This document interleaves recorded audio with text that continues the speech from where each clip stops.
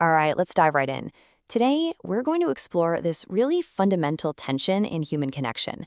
That intricate dance of attraction, value, and desire. We're not going to look at this like a simple set of rules, but more as a deep psychological concept, all framed through this very specific kind of artistic lens.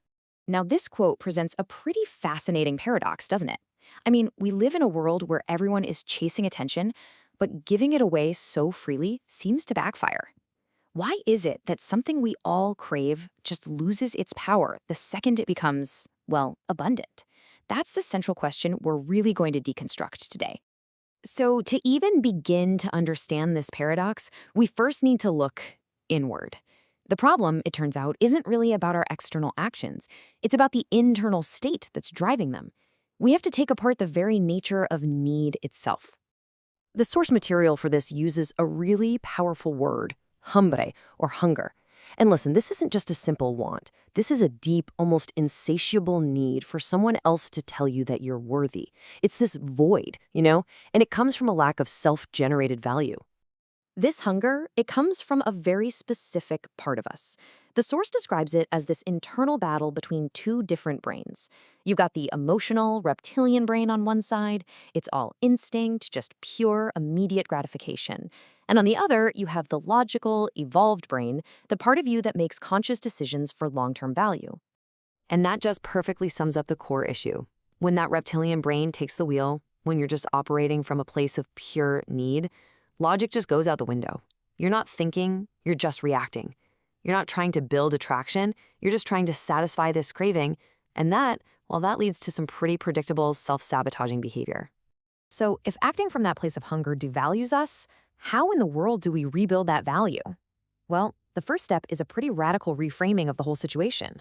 We have to stop seeing attention as just an emotion we feel and start seeing it as something else entirely, something tangible. Think about it like this. Your attention is a currency.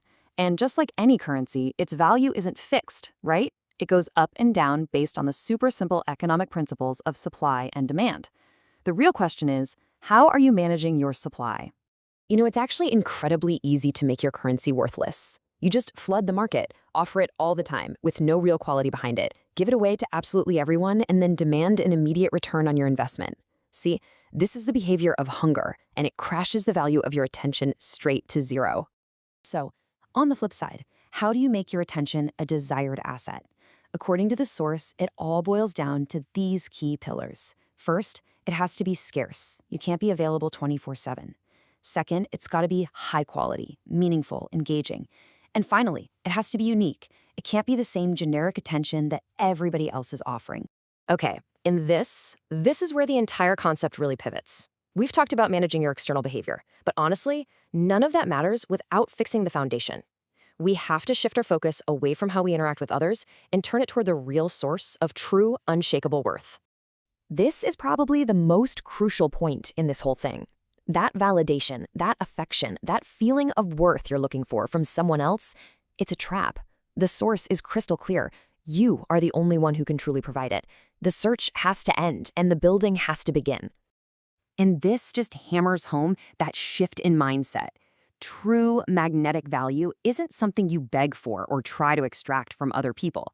It's something you forge yourself for yourself. It's like building an internal engine that runs independently of anyone else's approval.